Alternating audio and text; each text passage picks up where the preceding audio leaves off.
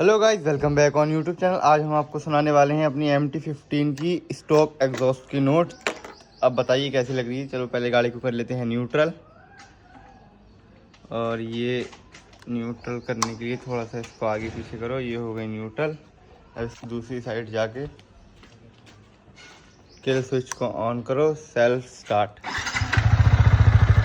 सुन सकते हैं आप इसकी एग्जॉस्ट नोट साउंड, जो कि अभी आइडल कंडीशन में है।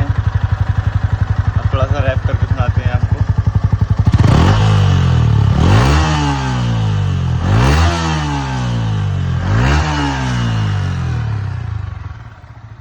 वाइब्रेशन नहीं है, आप देख सकते हैं।